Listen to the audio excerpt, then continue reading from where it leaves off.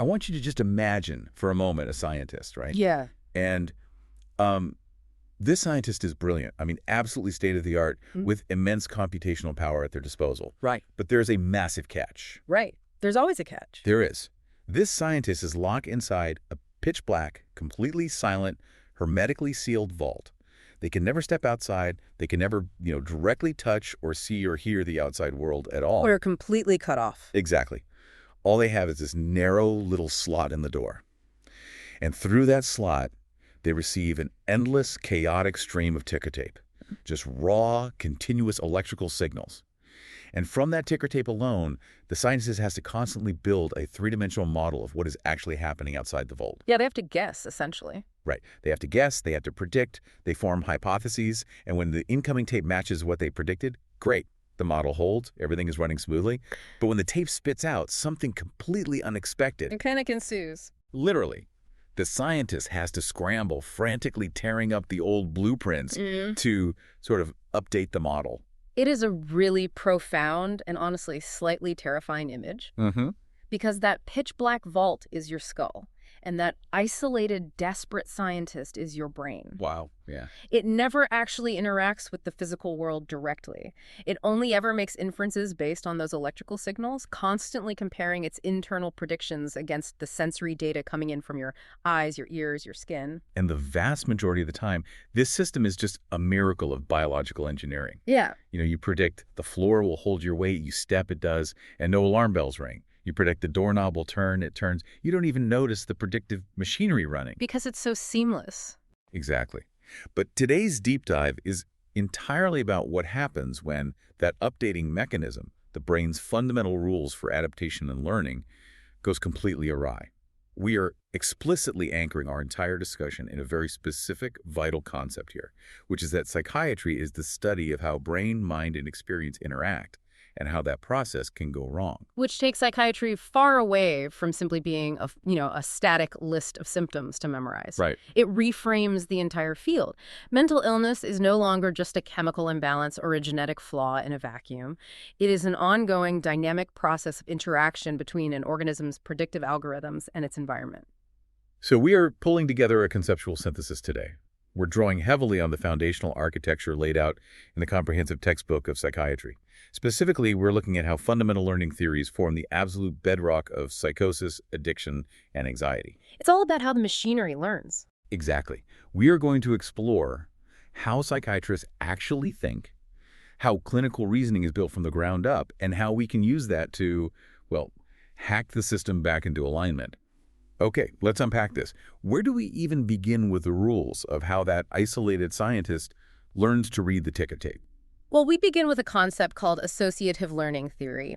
And at its core, this theory posits that the fundamental currency of the mind, the way we trade and store information, is through associations between concepts. Right. And while this sounds like very modern cognitive neuroscience, the roots of this idea stretch all the way back to antiquity. I mean, Plato first began touching on associationism, but Aristotle truly codified it. He outlined what we now call the classical laws of association. So Aristotle is essentially writing the first rules of the biological algorithm. He essentially did, yeah. His laws are remarkably intuitive, even thousands of years later. The first is the law of contiguity, meaning things that occur close to each other in space or time become associated in the mind. Makes sense. The second is the law of frequency. So the more often two things occur together, the stronger that associative bond becomes.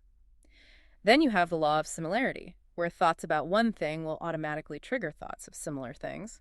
And finally, the law of contrast. You can actually feel these working in your own brain in real time. I mean, if you think of Oliver Hardy, your brain almost automatically serves up the image of Stan Laurel. To spot on. That is frequency and contiguity at work. They are always together in space and time. Or the law of contrast. Like, if I ask you to picture the absolute tallest person you know, right after that image flashes in your mind, you might suddenly picture the shortest person you know. It's almost reflexive. You don't choose to think of the shortest person. The architecture of your brain just serves it up on a platter. Exactly. But for centuries, these were purely philosophical concepts. The turning point, the real biological leap, came when thinkers started asking how these abstract philosophical rules become flesh and blood. How does the hardware run the software? Precisely. John Locke, the British empiricist, was one of the first to discuss the idea that improper associations of ideas could be the very root of mental illness.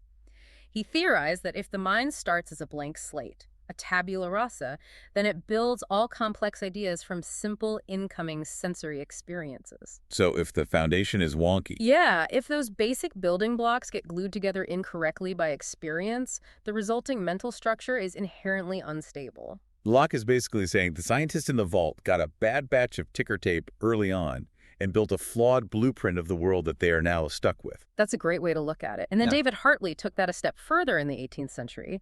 Hartley proposed a literal neural doctrine, heavily inspired by Isaac Newton's work on physics and waves. Oh, wow. Neural waves in the 18th century. Yeah. Hartley argued that there were literal neural vibrations passing from the physical representation of one idea in the brain to another. This was his physiological basis for Locke's associations. What is incredible about Hartley's vibrational theory is that he was preempting the modern Hebbian doctrine by hundreds of years. That's the whole neurons that fire together, wire together concept, right? Right. The idea that learning is an actual physical thickening of the connection between two brain cells. Exactly.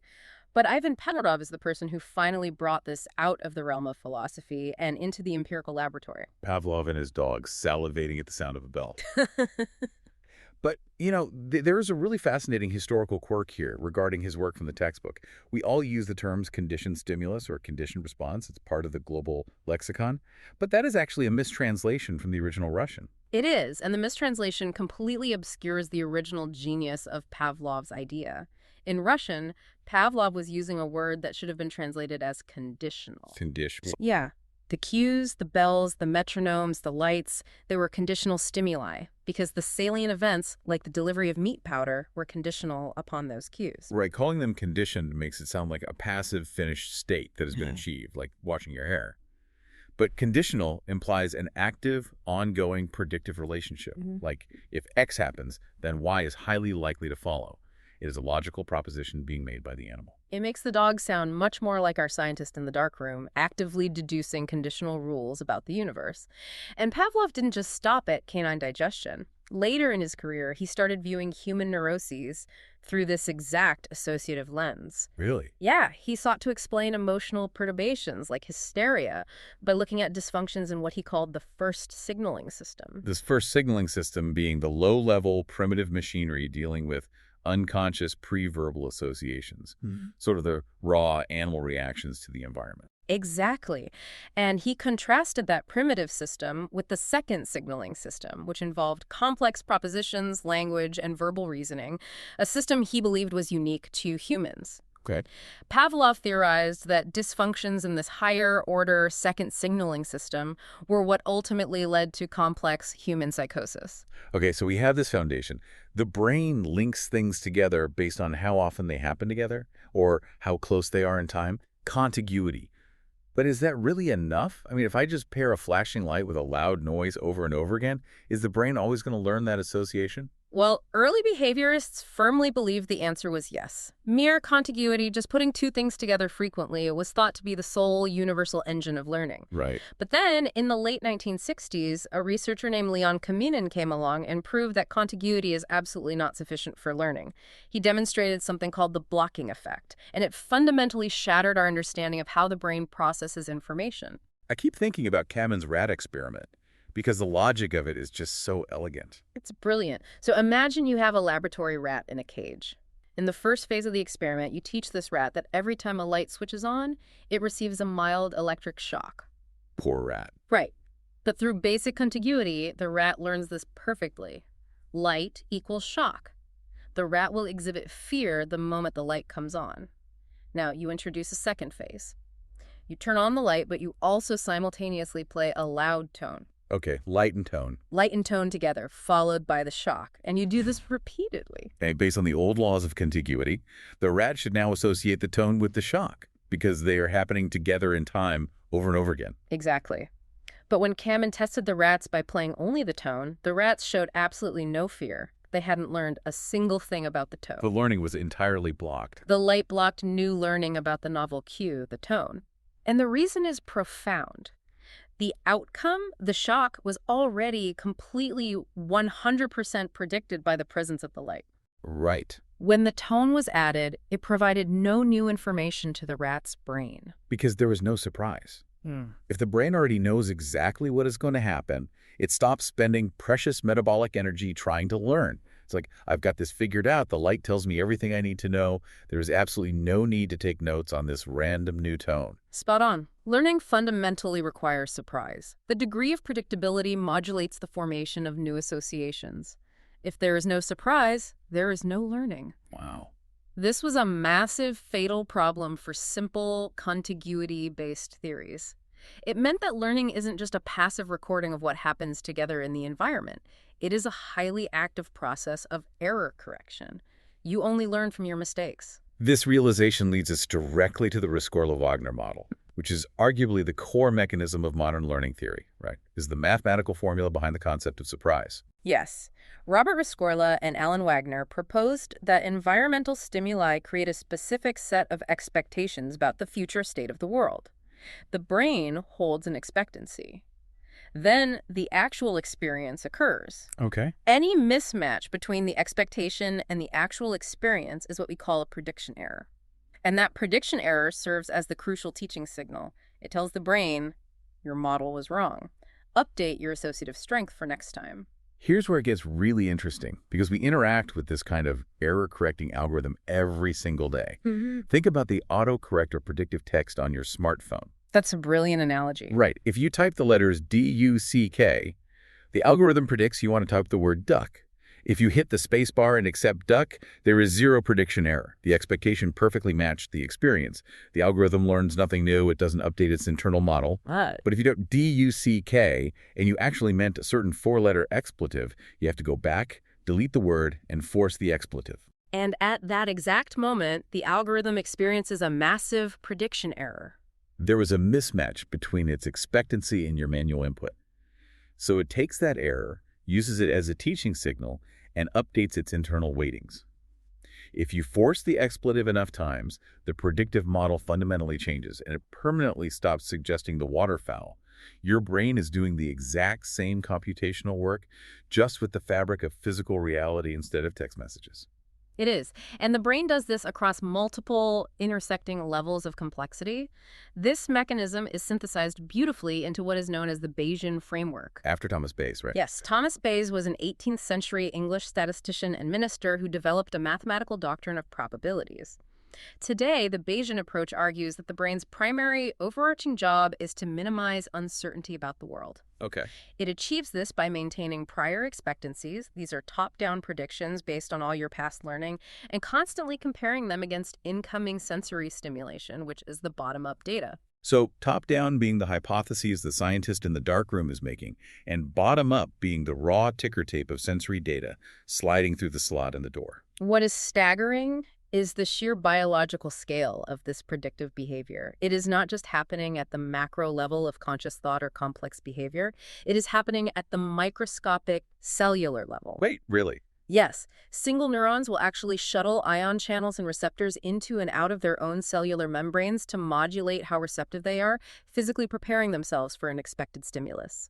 The physical architecture of your brain is literally shape-shifting from millisecond to millisecond to minimize prediction error. That is almost dizzying to think about. Your individual cells are actively bracing for the future based on the past. What's fascinating here is how this bridges the massive gap between simple, primitive associative links and highly complex human causal inferences.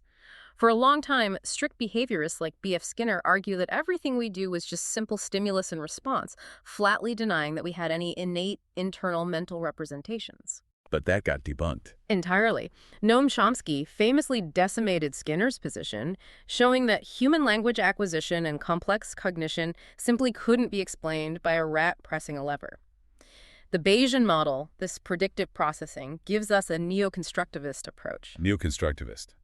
Meaning? It suggests we are endowed with genetically allowable neural connections, a framework, but it is sensory experience driven entirely by prediction errors that weighs and shapes those connections into our complex causal beliefs about reality. Okay, so we have our baseline. The brain is an inference machine. Yeah. It uses prediction errors to update its model of reality. If there is no error, the model stays rigid. If there is an error, the model updates. But what happens when that microscopic machinery breaks down? What happens when the scientist in the darkroom starts receiving faulty ticker tape or their algorithm for interpreting that tape becomes corrupted? This brings us to the first major clinical manifestation we need to explore, which is psychosis. When clinicians talk about psychosis, we are primarily talking about two profound disturbances: hallucinations, which are percepts without any external stimulus, and delusions, which are fixed, false beliefs that represent a profound departure from consensual reality.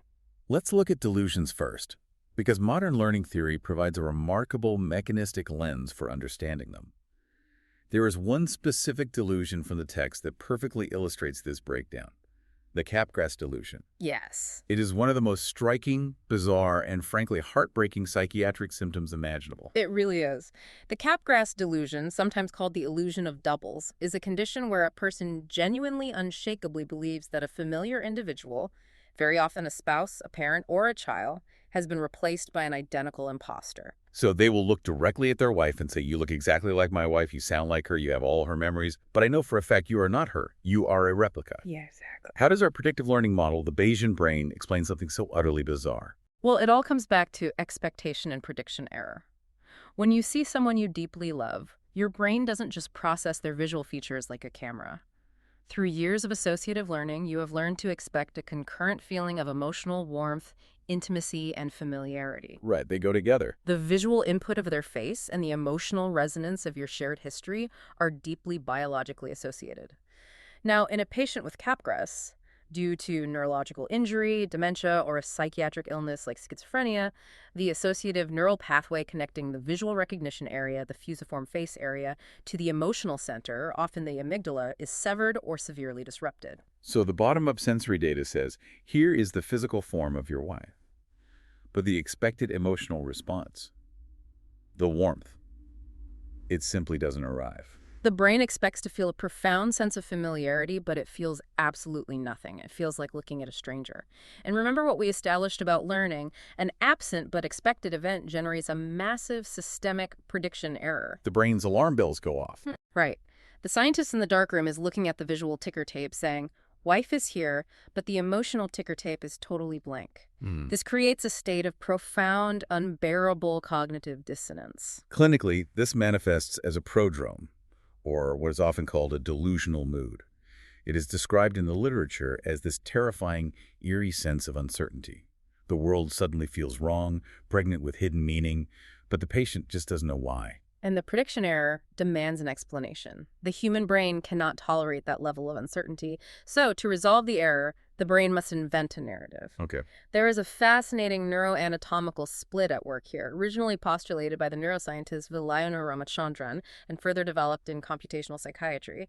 The right dorsolateral prefrontal cortex, or right DLPFC, acts as the brain's anomaly detector. It flags the error. It flags the expectancy violation. It screams something is wrong, the emotional data is missing, but it is the left DLPFC that acts as the explanation generator. The left side of the brain, typically dominant for language, narrative, logic, it's trying to make sense of the screaming anomaly flagged by the right side. The left DLPFC receives this massive error signal and desperately tries to deduce a logical solution to quiet the alarm. It says, "This person looks identical to my wife, but I feel absolutely no emotional connection to her. Therefore, logically, she cannot be my wife. She must be an imposter." Wow.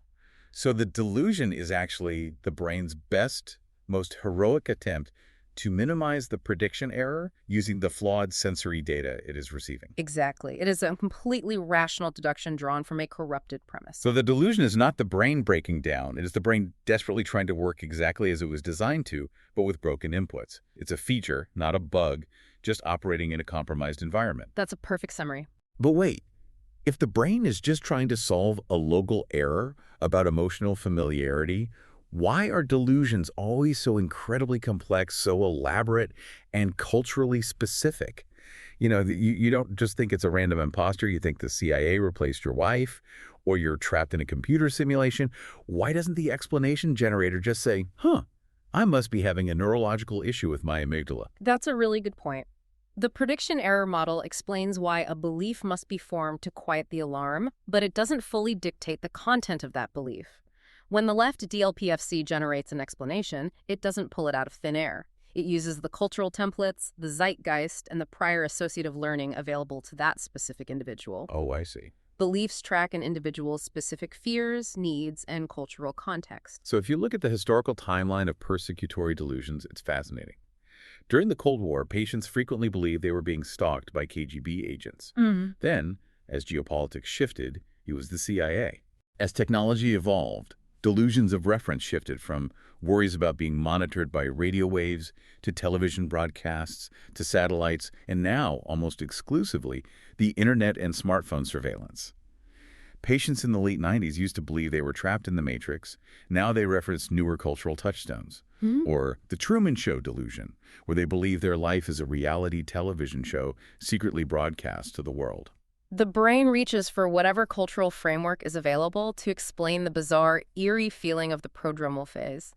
The individual is experiencing a profound sense that every minor, random detail in their environment has intense hidden significance. Right. That is the aberrant prediction error attaching inappropriate salience to random stimuli.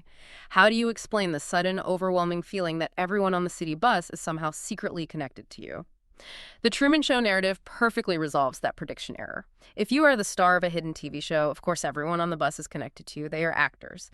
The elaborate belief minimizes the uncertainty. But once that elaborate belief is formed, why is it so impossibly hard to shake? If you show a Capgras patient definitive evidence that their wife is real, birth certificates, shared memories, DNA tests, why don't they update their model? If the brain is a Bayesian learning machine designed to update based on evidence, why doesn't it learn from the disconfirming evidence? Delusions are remarkably, stubbornly elastic. They survive contradictory evidence through vicious cycles of recall and reconsolidation. How does that work? Well, every single time the delusion is questioned by a doctor or a family member, the patient brings it to mind. Rather than disrupting the memory, recalling it actually serves to reconsolidate and reinforce it in the neural circuitry. It becomes stronger with every challenge. Oh, wow. Furthermore, the underlying generative model of the world has shifted. Patients with delusions exhibit what cognitive psychologists call a jumping to conclusions bias, or JTC, and a bias against disconfirmatory evidence, or BAD. What drives those specific biases underneath the hood of the algorithm? Computationally, it appears they're acting on a strong prior belief that the environment is fundamentally volatile, chaotic, and unstable. Think about it. If you genuinely believe the world's rules are constantly shifting and nothing is as it seems, you learn very little from new evidence because you assume the evidence is just random noise from a chaotic world or deliberately manufactured deceit. You can't trust a ticker tape anymore. Exactly. So you stick rigidly to the prior belief you've already anchored your reality on. When the Capgras patient's family warmly greets the imposter wife, the patient's brain doesn't update to say, "Oh, they recognize her, I must be wrong." The explanation generator simply expands the delusion to minimize the new data. It says, of course they are hugging her. They are in on the conspiracy. The algorithm is aggressively protecting itself from having to endure the terror of uncertainty again. Okay, that explains delusions, aberrant prediction errors causing the explanation generator to work overtime. Let's flip that and look at hallucinations, hearing voices or seeing things that aren't there. Hallucinations represent a completely different type of failure in the predictive processing model. If delusions are largely about how the brain tries to explain anomalous bottom-up sensory data, hallucinations involve an extreme overweighting of top-down prior beliefs relative to that bottom-up data. So the scientist in the darkroom decides their own predictions are so incredibly reliable that they just stop looking at the ticker tape coming through the door altogether. They hallucinate the tape based on what they expect it to say. That's a perfect way to conceptualize it. The brain's expectations literally override the actual sensory inputs. And there is compelling historical evidence for this mechanism.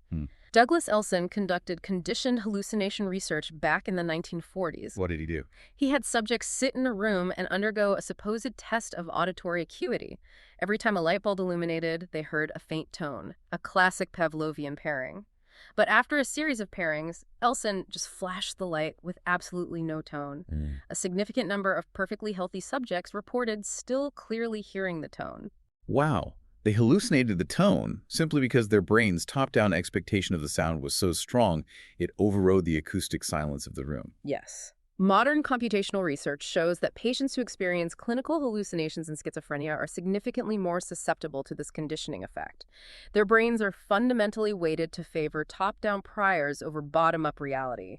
But clinical hallucinations in schizophrenia are rarely just simple, faint tones.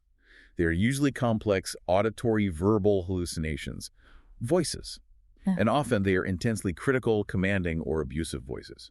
How does overweighting a prior lead to a complex spoken sentence in your head? This is where we integrate Chris Frith's groundbreaking theories of self-monitoring with Wolfram Schultz's work on dopamine. Okay. Schultz demonstrated that prediction error signals are generated in very specific midbrain dopamine neurons, particularly in the ventral tegmental area, or VTA. These dopamine signals project to the striatum and prefrontal cortex. They tell the brain what is salient in the environment, but crucially, they also determine agency. Agency meaning, did I cause this event to happen, or did the external world cause it? Exactly. When you speak, or even when you just think a thought, your brain generates a forward model, an efference copy. It is a split-second prediction of what that speech will sound like, and a physiological tag that confirms you are the one generating it. This efference copy cancels out the sensory surprise. That is the exact reason why you cannot tickle yourself. Because my brain predicts the tactile sensation based on my own motor command and cancels the sensory response before I can feel it. Exactly. Inner speech, the running monologue in your head when you think, is essentially a subtle motor act that is fully predicted and attributed to the self by this efference copy. So if the prediction error system is broken, the brain might generate a thought, but the efference copy, the signal that tags it with I did this, gets lost in transit. Yes. If VTA dopamine signals are firing aberrantly, generating noise, and the connectivity between the brain's language areas, specifically Wernicke's area for language comprehension and Broca's area for speech production, is disrupted, the individual completely fails to recognize they are generating their own inner speech. Wow. The brain experiences the thought as a sudden, unpredicted sensory event. And because it wasn't predicted as coming from the self, the brain's explanation generator kicks in again and projects it externally. It deduces, I didn't generate that thought, therefore someone else must have spoken it into my mind. And it becomes a literal voice in the room. Yeah. It is both mathematically fascinating and deeply, profoundly tragic for the patient. Which actually brings me to a clinical phenomenon that I find so paradoxical. It is called double bookkeeping. This is when a patient might state a terrifying delusional belief, but then completely fail to act on it in reality. Like, they will adamantly, genuinely claim their hospital food is laced with deadly cyanide by the government, and then sit down and comfortably eat the entire tray. How is that functionally possible? If you really believe it's poison, your survival instinct wouldn't let you eat it. Are they just making it up for attention? This is a classic question that philosophers and psychiatrists have debated for decades. Are delusions actually beliefs at all if they don't drive corresponding behavior? The learning theory framework, particularly when looking at the negative symptoms of schizophrenia, provides a brilliant answer. Negative symptoms being things like anhedonia, the lack of pleasure, and profound demotivation. Exactly. When a patient's predictive systems are constantly fundamentally unreliable and the sensory data is full of chaotic noise due to aberrant dopamine firing, the brain slowly learns a devastating lesson. Actions are fruitless. If you cannot reliably predict the outcome of any action you take, profound apathy and a motivation set in. Why do anything if the result is completely random? This is the physiological basis of negative symptoms. So in double bookkeeping, you have a tragic confluence of two distinct failures. Okay, the delusion and the apathy. Right. The delusion exists as a broken belief generated by the left DLPFC to explain an anomaly. But the motivational drive required to actually act on that belief in the physical world, to throw the food against the wall, to run away, has been completely dismantled by the systemic unreliability of the reward prediction system. So the alarm system is screaming that there's a fire, but the engine is completely disconnected from the wheels. They state the belief because it is their absolute reality, but the motivational machinery required to avoid the poison is totally offline. It perfectly illustrates how complex psychopathology arises not from a single broken part, but from different intersecting layers of the learning algorithm breaking down simultaneously. Okay, so we've seen how broken predictions invent a false reality. But what happens when the prediction system is working, but it gets chemically ambushed? If psychosis is about false predictions and aberrant salience, addiction is about a hijacked reward prediction error. Addiction provides perhaps the clearest, most tragic demonstration of how our most basic associative learning systems can be usurped. At its core, the brain's reward learning systems evolved over millions of years to predict critically important environmental events, finding high-calorie food, avoiding predators, securing shelter, reproduction. These systems are highly conserved across almost all mammalian species. And drugs just bypass all that. Drugs of abuse essentially hack into these ancient, highly conserved survival pathways. How exactly do they hijack it? I mean, is it just that drugs feel incredibly good so we consciously decide we want more of them? It is far more insidious and mechanical than just seeking conscious pleasure. It is about how the brain calculates reward prediction errors. Let's look at normal learning. If you eat a delicious, unexpected piece of fruit in the wild, your midbrain releases a burst of dopamine. That dopamine tells the brain, this is better than expected. Remember how we got here? Right. But as you learn that a specific type of tree provides that fruit, the dopamine release shifts backward in time. It shifts from the consumption of the fruit back to the cue, the sight of the tree from a distance. The tree itself becomes the predictor of reward. Oh, I see. Once the association is perfectly learned, the dopamine prediction error drops completely back to baseline when you actually eat the fruit because the reward is exactly what you expected. No surprise, no new learning. The autocorrect has learned the word. It doesn't need to update anymore. Spot on. But drugs of abuse bypass this natural sensory circuitry entirely. They chemically force the release of massive, unphysiological amounts of dopamine directly into the synapses.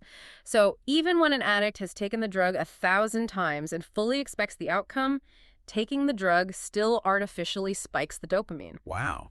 The brain interprets this massive chemical surge as a colossal, unexpected survival reward, a massive, perpetual prediction error. So the brain is constantly thinking, this is infinitely better than I expected. I need to update my model again. I need to prioritize this above all else. It never stops learning the association. It's a learning loop that never, ever closes. The reward prediction error is spuriously, artificially elevated every single time the drug is taken. This biases memory consolidation violently toward the drug-taking behavior. The brain strips away other survival priorities and says, whatever you just did to get this chemical, do it again, but more aggressively. And this spills over into the environment too, right? You don't just learn to love the drug, you learn to love everything around it. The literature mentions the conditioned attentional orienting response, or CAOR. Because the learning signal is so unnaturally strong, the individual develops a deeply sensitized response to absolutely anything associated with the drug.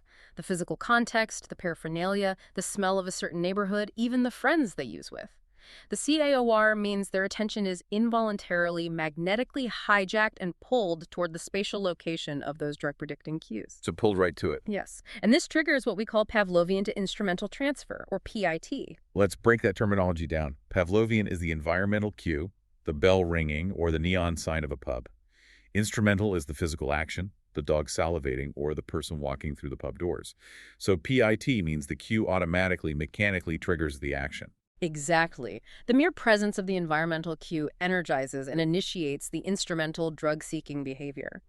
The environment itself becomes a trigger that drives the motor behavior, often entirely bypassing conscious intention or willpower. Which brings us to the folk psychology view of addiction.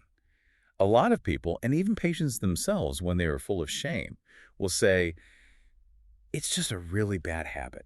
I know it's destroying my life. I know it's bad for me. I want to stop. I just need more willpower. Is addiction really just a habit like biting your nails? Well, the clinical neurobiological distinction between goal-directed behavior and habitual behavior is profound.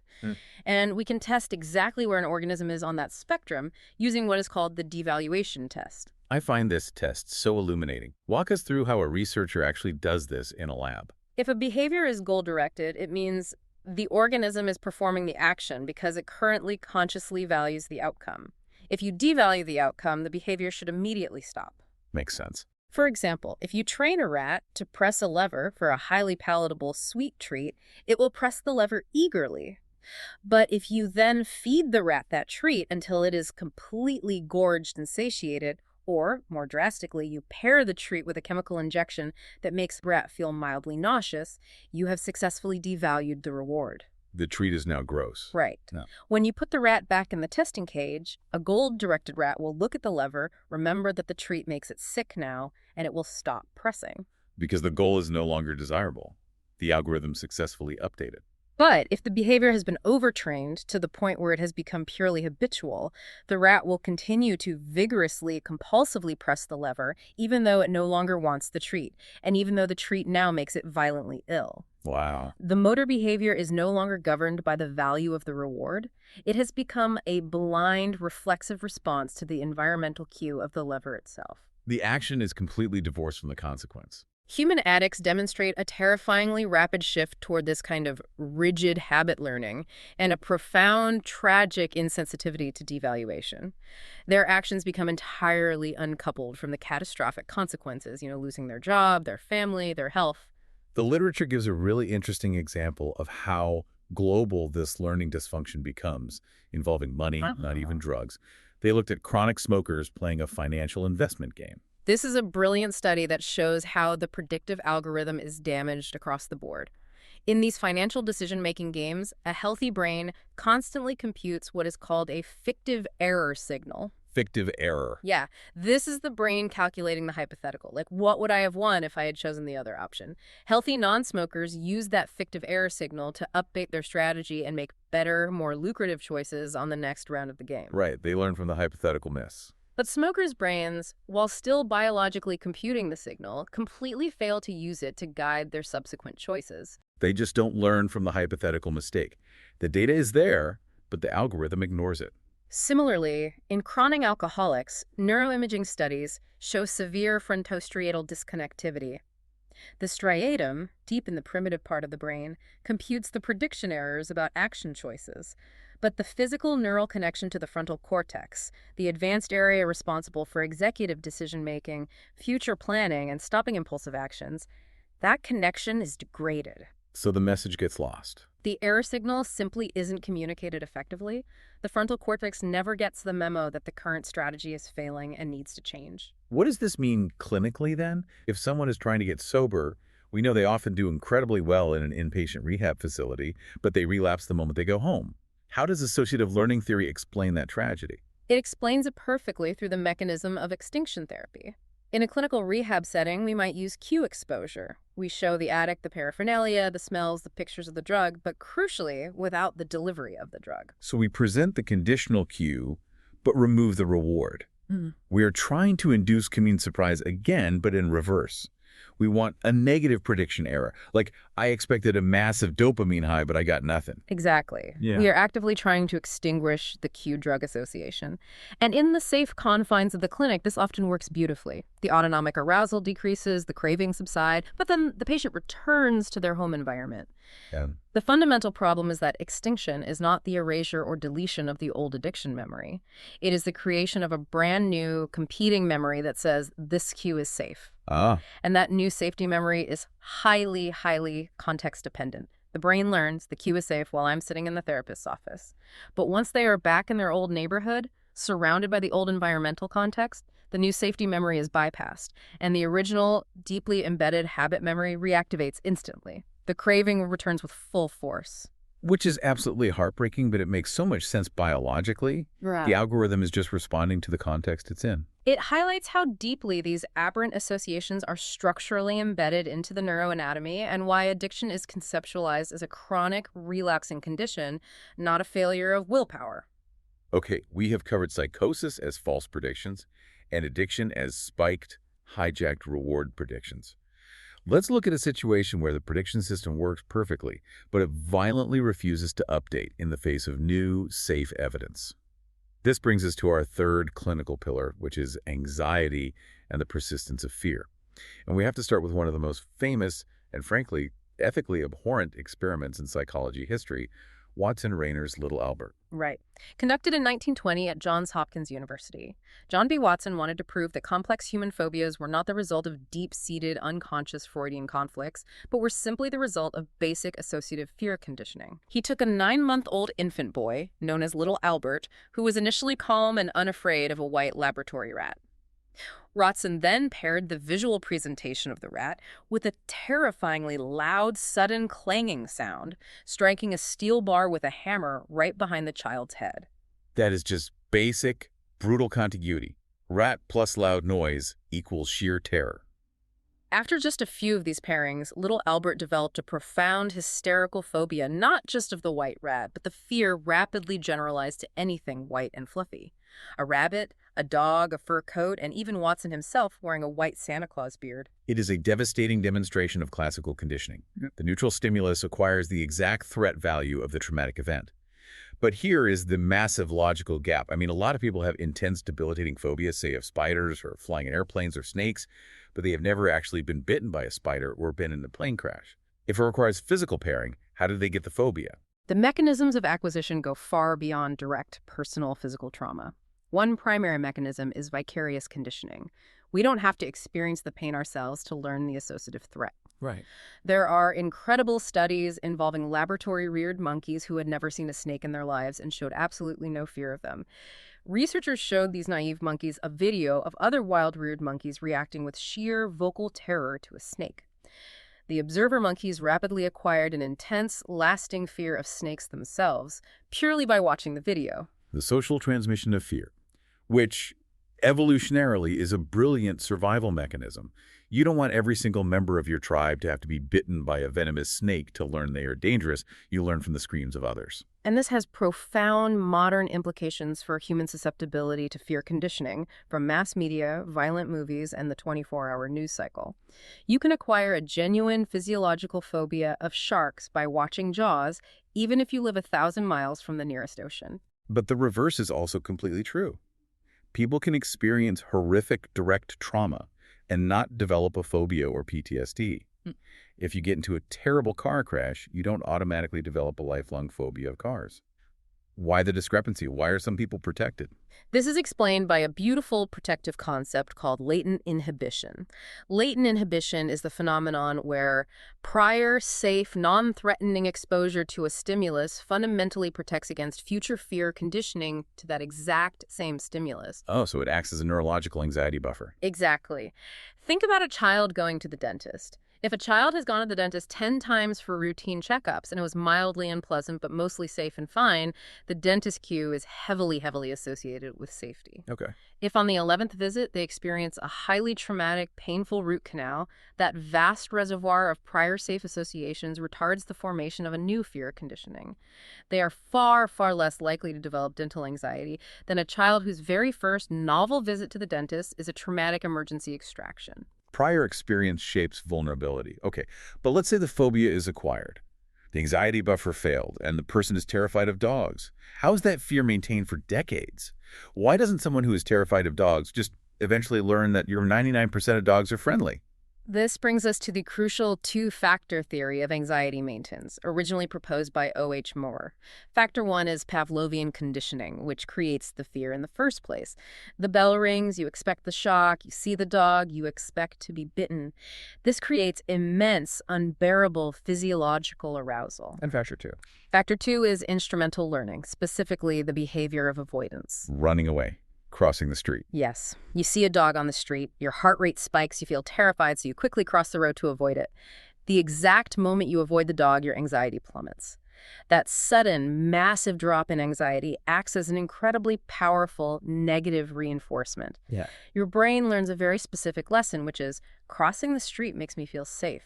Avoidance works. But the fatal flaw in that logic is? The flaw is that because you ran away, you never gave your brain the opportunity to learn that the dog was actually friendly, wagging its tail, and wasn't going to bite you. Avoidance completely prevents the generation of a negative prediction error. You never get the disconfirming evidence. Therefore, the phobia is perfectly preserved in amber, completely untouched by reality. The treatment must logically be to stop the avoidance, which is why psychiatrists use exposure therapy. We bring the person into a controlled room with a dog, and we don't let them run away. We systematically expose them to the cue without the traumatic outcome, allowing the fear response to slowly extinguish as the brain realizes its prediction of harm was wrong. But this raises an incredibly important, dangerous clinical question. Why does exposure therapy sometimes make the patient worse? Does it? That's a dark turn. Sometimes, yes. Basic conditioning theory suggests that unreinforced exposure should always, mathematically, decrease fear. But occasionally, a patient with a severe spider phobia is exposed to a spider safely in a clinic, and instead of extinguishing, their fear actually violently increases. It is a phenomenon called incubation. How is that computationally possible? If the scientist in the room sees the ticker tape say, spider is here, but the spider bite tape never arrives, shouldn't they update the model to say spiders are safe? You have to factor in the delicate neurobiology of reconsolidation. Remember, we touched on this with delusions. When a deeply held memory is brought to mind, it doesn't just sit there passively like a file in a filing cabinet. It enters a labile, malleable fluid state. It essentially unzips itself at the synaptic level. Okay. Once it is unzipped and new proteins are synthesized, it has to be reconsolidated, zipped back up, and stored away again. So the memory becomes physically vulnerable to change. During exposure therapy, you are evoking two massive competing processes. On one hand, you are trying to create a new extinction memory driven by a negative prediction error. I expected to be bitten, but I wasn't. But on the other hand, just being in the room with the spider generates a massive positive prediction error about the cue itself. Oh my God, the spider's actually here. The alarm is deafening. And if the exposure isn't managed perfectly by the clinician, if the magnitude, timing, or context of the prediction error isn't precisely calibrated to favor the new extinction memory, the brain might simply take the original unzipped fear memory, add the intense screaming distress of the current therapy session to it, and reconsolidate it even stronger. The fear incubates. The patient goes home more terrified than before they walked in. That is deeply sobering. It means the psychiatrist or therapist isn't just a friendly guide offering reassurance. They are literally a neurobiological hacker trying to manipulate the precise molecular timing of a memory unzipping and rezipping. Exactly. So we have journeyed from the philosophical musings of Aristotle through Locke and Pavlov, all the way to the computational firing of midbrain dopamine. We have seen how false inferences cause psychosis, hijacked rewards cause addiction, and protected, unupdated fears cause anxiety. So what does this all mean? How does a modern psychiatrist actually use this vast synthesis at the bedside? How do we fix the broken algorithm? If we connect this to the bigger picture, this leads us directly to the vanguard of the field, which is computational psychiatry. Historically, psychiatry has relied heavily on descriptive categories.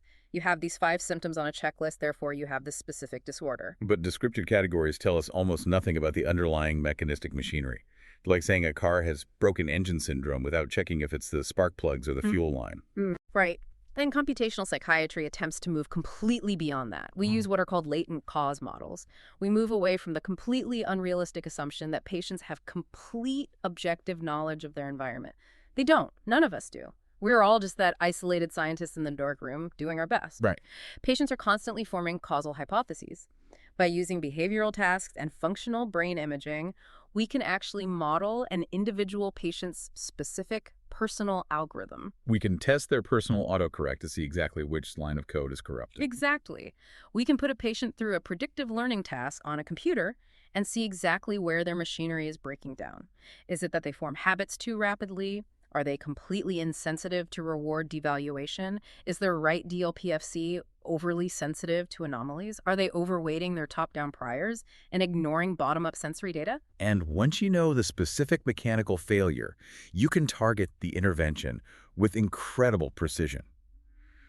I was reading about how clinicians are using this reconsolidation window we just talked about, combining it with pharmacology to literally overwrite trauma. It is one of the most exciting applications. Take a patient with severe, intractable PTSD. We know that when they recall the trauma, the memory unzips and becomes labile. The reconsolidation of that memory requires the synthesis of new proteins in the amygdala, a process heavily dependent on noradrenaline, the brain's adrenaline. So if you block the adrenaline. Exactly. A clinician can give the patient a beta blocker, like propranolol, which blocks the adrenergic receptors. Then the clinician deliberately triggers the traumatic memory. The memory unzips. Right. The patient feels the memory, but the propranolol physically prevents the emotional adrenaline-fueled spike from occurring. Because the noradrenaline is blocked, the memory cannot reconsolidate with its original emotional valence. It zips back up, but the terror has been chemically stripped away. The patient remembers the event, but the physiological phobia is gone. That is a staggering vision for the future of medicine. Instead of treating blanket symptoms with blanket sedating medications, we are hacking the algorithm itself. We are adjusting the specific parameter of their learning software that has drifted out of alignment. It is the ultimate realization of precision medicine in psychiatry. That brings us to the end of our deep dive into the architecture of the mind. Let's consolidate our own associative learning with the key takeaways from today's synthesis. First, The brain fundamentally uses learning mechanisms, classical conditioning, operant conditioning, and reinforcement learning, to constantly adapt to its environment. It is, above all else, a predictive engine. Spot on. Second, anxiety arises from maladaptive threat learning. Fear is acquired, sometimes vicariously, and then fiercely protected and maintained by avoidance, which actively prevents the update of safety signals. Third, addiction involves profoundly dysregulated reward learning. It is not a moral failing. It is a chemical hijacking of the dopamine prediction error system, driving behavior from flexible, goal-directed actions into rigid, insensitive habits. And fourth, psychosis reflects altered salience and prediction processes. Delusions are rational but flawed explanations for anomalous emotional data, and hallucinations occur when top-down prior beliefs ruthlessly overwrite bottom-up sensory evidence. Ultimately, the very same learning systems that make us exquisitely adaptive can, under the right environmental or biological pressures, produce profoundly maladaptive patterns. Understanding those exact mechanisms is the only way we can move toward truly targeted, effective, and compassionate interventions. Before we move to our learning reinforcement questions, I want to leave you, the listener, with a final provocative thought. If everything we have discussed today is true, if our entire perception of reality is not a direct, objective recording of the world, but is entirely constructed by prior learning, expectancies, and constant error correction, then what we confidently call normal perception is really just a perfectly functional, socially agreed-upon hallucination. You are hallucinating reality right now. It just happens that your hallucination currently aligns with the physical data and the people around you. How might deeply understanding that perspective change our empathy for those patients whose internal updating algorithms happen to be tuned just a fraction of a degree differently? It is a humbling thought, and an absolutely necessary one for anyone studying the mind. To solidify today's concepts, we have prepared 6 single best answer questions. I will read the question and the options, pause for a moment to let you formulate your answer, and then explain the correct choice based on our discussion. Are you ready? Let's do it. Question 1. The Kamin blocking effect fundamentally challenged traditional contiguity-based learning theories by demonstrating which of the following? Option A, learning occurs optimally when stimuli are presented at varying frequencies. Option B, learning requires a mismatch between expected and actual outcomes. Option C, learning is impossible if the unconditioned stimulus is too aversive. Or option D, learning is solely dependent on the temporal closeness of 2 stimuli. Take a moment. The correct answer is B. Learning requires a mismatch between expected and actual outcomes. Kamin demonstrated that if a shock is already perfectly predicted by a light, adding a tone provides no new information and thus no learning about the tone occurs. This proved that simple contiguity, which is option D, is not sufficient. Learning requires surprise or a prediction error. Question 2. According to the neuroanatomical model of the Capgras delusion discussed, what is the primary role of the left dorsolateral prefrontal cortex, or DLPFC? Option A. It acts as the anomaly detector, flagging that expected emotional familiarity is absent. Option B. It generates the emotional response usually associated with familiar faces. Option C. It acts as the explanation generator, creating the narrative of the imposter to resolve uncertainty. Or Option D. It suppresses top-down prior expectancies to allow for sensory processing. Think about it. Left versus right. The correct answer is C. It acts as the explanation generator. While the right DLPFC detects the expectancy violation, which was option A, the left DLPFC attempts to logically resolve the discrepancy between the visual recognition of a face and the lack of emotional response, resulting in the construction of the delusional narrative. Question 3. In the context of predictive processing, auditory verbal hallucinations are best understood as arising from option A, an inability to generate inner speech. Option B, an overweighting of bottom-up sensory evidence relative to top-down priors. Option C, an absolute failure of the primary auditory cortex to register sound waves. Or option D, an overweighting of top-down prior beliefs relative to bottom-up sensory evidence. Pause here. Top-down versus bottom-up. The correct answer is D, an overweighting of top-down prior beliefs. Predictive processing models posit that when prior beliefs are given too much precision or weight, they can override actual sensory inputs, leading the brain to perceive a stimulus, like a voice, that does not exist in the external environment. Question 4. In behavioral neuroscience, which test is utilized to distinguish whether a behavior is goal-directed or has become habitual? Option A, the Kamin blocking test. Option B, the devaluation test. Option C, the jumping to conclusions task. Or option D, the conditioned hallucination paradigm. Take a guess. We talked about the rat with this one. Yes. The correct answer is B, the devaluation test. If a subject continues to vigorously perform an action for a reward, even after that reward has been explicitly devalued, for example, paired with sickness or satiation, the behavior is considered habitual and no longer governed by the incentive value of the outcome. Question 5. The phenomenon where prior safe, non-traumatic exposures to a stimulus protect an individual against subsequent fear conditioning to that same stimulus is known as option A, reconsolidation. Option B, latent inhibition. Option C, extinction incubation. Or option D, Pavlovian to instrumental transfer. Have a think. The anxiety buffer. Indeed. The correct answer is B, latent inhibition. This acts as an anxiety buffer. Prior neutral or safe exposure retards the ability of that stimulus to later be rapidly associated with a traumatic event, explaining why not everyone develops a phobia after a trauma. And finally, question 6.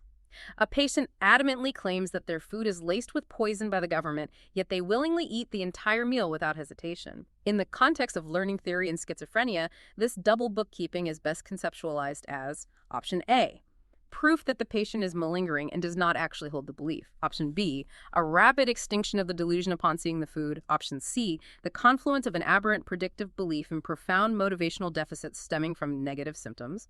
Or option D, a successful application of goal-directed instrumental behavior. Take your time. The broken alarm and the broken wheels. Exactly. The correct answer is C, the confluence of an aberrant predictive belief and profound motivational deficits. The unpredictable nature of reward systems in schizophrenia can lead to profound motivation, the negative symptoms. Thus, while the broken belief, the delusion exists, the motivational drive required to physically act upon it is dismantled. Here are the details of this episode. Learning theory and psychosis, anxiety, and addiction. Byline. Learning gone awry, how the brain's rules for adaptation can produce disorder.